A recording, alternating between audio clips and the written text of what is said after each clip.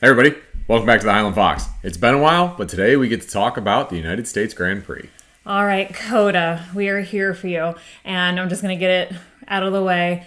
Danny Rick, I miss ya, but dang, was it a good race? It was. I'll say it. It was. That was fun. I feel like we have a lot to talk about, but I don't want to talk for 30 minutes. So let's get to it. It was a sprint weekend. Sprint. So it was a sprint weekend. It was the first one we've had in a while. Yeah. So again, Norris needs to take out 9 points from Max every race to have a chance at the title. Max won the sprint. Norris got passed by Sainz. So Norris finished third. So he's already down 2 before the main weekend. Sprint was pretty uneventful. The Ferraris looked racy though. Ferrari brought it. I didn't think they would at all be competitive this weekend because it's not usually their track. And it's funny you said brought it because they're actually the only ones that didn't bring anything. Everyone else brought upgrades. So that was a fun pun. Yeah. Lean into the pun. Yep, that was on purpose. So Ferrari looked competitive this weekend. No upgrades, but they looked good. Max won sprint. It's first time since June. Since he was crazy? Up on that first spot podium. So crazy. Sprint, though. Still something. So that was a little bit oomph into the weekend. And then the actual race itself, Norris started off on pole, but this is a notoriously bad pole spot. And Norris is notoriously bad at poles. So I feel like I was like, oh, bud, you probably should have just gone off that throttle right at the end so you could have started P2. Immediately, that first turn, Norris and Max, who started second, kind of were worried too much about each other. And who comes up but Charles Leclerc? And from fourth. Drove off into the distance. Yeah, because Sainz started P3 and kind of got caught right behind Verstappen. Yeah. And Leclerc just went off into the distance. To never be seen again. Nope, and I loved it. I didn't want to hear from him. Yeah. I don't want to see your box. I don't want to see a red car. Just do your thing, honey. You got it. Yeah. So, Leclerc drove off in the distance, one going away. But then there was the real race behind him with Sainz chasing down Verstappen, Norris, who went from pole to fourth. I'm surprised he didn't win driver of the day for that. He tends to win driver of the day when he messes up pole. And then, so those three the rest of the race. And I think it goes to show, like, McLaren might have had some issue yesterday. I don't even know what day it is. So Sainz in the beginning of the race had some fuel problems. Yep. He was high on fumes the first half of the race. And then Verstappen, I don't know what was going on with his car. He kept complaining about the braking, that it felt bad in the corners. Yeah. So he said his car wasn't acting the way he wanted it to. And then Norris just wasn't there for most of the race with them. So I think, I don't know, it's weird that like both those cars weren't 100%. It's hard to bring, this is why Ferrari didn't bring their upgrades. It's hard to bring upgrades to a sprint race because you only have one practice. Yeah. So I'm wondering if McLaren brought the upgrades and then didn't get them dialed in as well. Because then what ended up happening was Sainz undercut Verstappen.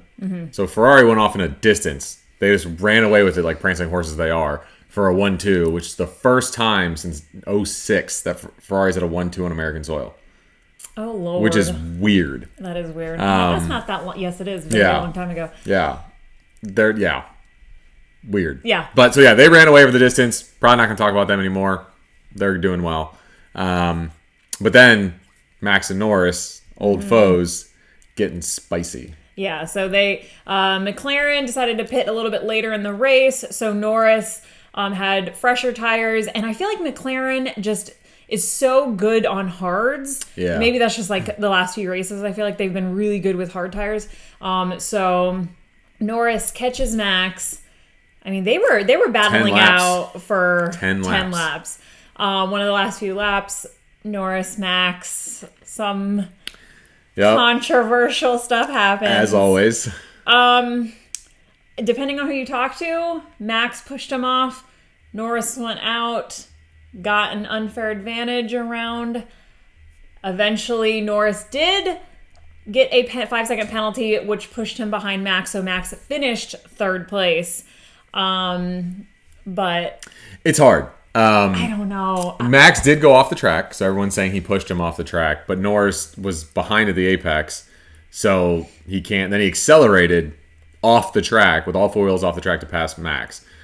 I think, again, hindsight's 2020 from somebody sitting on their couch watching these amazing athletes do this. I'm not saying I would have the wherewithal to do it, but if I was Norris, I probably would have held up on the gas just a smidge until Max was back on track, and then I would have probably gunned it. But he just gunned it right away, and then hoped he could pull a 5-second penalty or 5-second gap from Max. He couldn't. It was 4.1, so he dropped him back. Piastri actually had to slow down.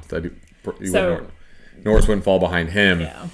Whether or not you agree or disagree on that, Norris drove sloppy today. Like, he was off track. He had a black and white flag from track limits, which is 4 times off the track.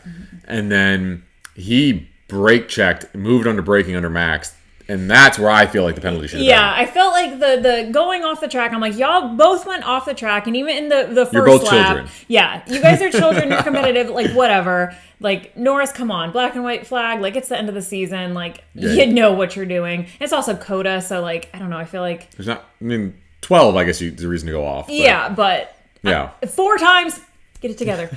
The brake check. I was like, ooh, that would, to me, be a penalty. That's how Alonso got a penalty in the beginning of the season. Australia against Russell. Yeah. I'm like, so that looked similar. I thought he deserved a penalty for that. But, so I was like, we got 3 problems right now. I don't know if they're going to do anything with it. But, yeah, that's what I thought. There was the biggest problem. Yeah, because he did, and the thing that he did to Leclerc, he did the same move under braking, where Leclerc makes the move. He's committed. They're both under braking. And then all of a sudden he jerks. And you have to watch the car behind skirt. Yeah. And it's like he did it to Leclerc as a sprint, and then he just did it to Max. And it's like, he's going to hit somebody. And that's where I feel like the penalty should have been. Do I feel like, no, the penalty there was fine where he actually got it. But he deserved one anyway to me, so... Yeah. He finishes I felt like fourth. I felt like it was a very sloppy drive from him, but... Yeah. We said we weren't going to bring him back up, but actually we have to now. Oh, yeah. With Ferrari's 1-2, they're only 48 points behind the constructors with 5 races to go. They look like they have the best package. Now, granted, this is COTA, right? This is supposed to be the most basic track, so if you're good here, you should be good everywhere. There's Brazil left. There's Vegas left, which they're good at. There's some tracks left. I would not be surprised if Ferrari can mount a title challenge in constructors. For a constructor, yeah. Yeah, I think Leclerc is too far behind for like a championship 79 points at this point. But I do think Ferrari, if they can continue with a steady race pace strategies, even if they don't finish 1-2, I think if they're consistent. Especially if Verstappen's kind of given the buffer between the McLarens. Absolutely. So we might see the prancing horses. Because it's not like Perez is a threat. 7th, yeah. So. Goodness gracious. He got passed from a guy who started in the pit lane. Good job, Russell. I know, Russell. Excellent job for you. Wow. Yeah. He fought with Lawson, who's his first race back, replacing Danny Ricciardo. And Lawson finished, what did he finish? 7? No. Perez finished 7. Then... Hulkenberg finished 8th, which is the highest points total for Haas on home soil. So good job, you guys. Then Lawson. Then Colapinto. Then Colapinto outdrove Albon. Yeah. And that's who Perez was fighting all race. Yeah, Colapinto, the rookies Lawson. this race, I was like, all right, you brought it. I like it. Yeah. No, they did a great job. So hats off to all those guys. But if you're Perez, not who you should be fighting. Not when Max is alone up front against everybody else. So... Ferrari's only, 8 points behind Red Bull? I'll be shocked if they walk away from Mexico not ahead of Red Bull. Yeah. And then watch a double DNF next time. From McLaren. And then all of a sudden it's a real race? No, I meant Ferrari. Yeah, that's true. That's what happened in Canada. After Monaco, remember, they were like, all right, we got it. Yeah, we're back. And then, That's the Ferrari way. Yeah. Good for McLaren, though. They got some solid points, 4 and 5. Did more. Is the championship battle still on for drivers? I feel like the consistency that Norris has to have every single weekend and the lower consistency with Max, I don't know. I think it's a very... I'll do the public math live on screen. What is the point total now? So it's 57 divided by 5. He's got to average 11.4 points more than Max every race. I don't know. We still have a sprint. I don't know. That's and then Brazil is He needs a DNF. He needs Max a DNF. Yeah. Yeah. So it's not impossible. It's not impossible, but I think it's going to be very difficult for Norris to have a consistently amazing weekend when Ferrari's looking pretty good and then Max isn't looking awful.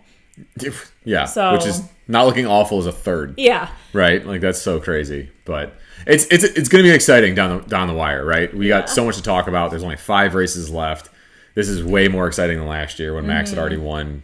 And I feel like the last few races are like really fun ones too. Yeah. So because you just never know what's going to happen now because anybody could win.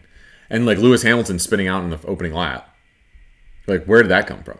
I mean, he started 19th. There's just an overall bad weekend. Bad weekend. But like Lewis Hamilton won Silverstone and Spa technically. You know what I mean? So it's like there's some wins here from other teams. Like Mercedes could find a way back, sneak some points away. They could. They could. Play spoiler. Who knows?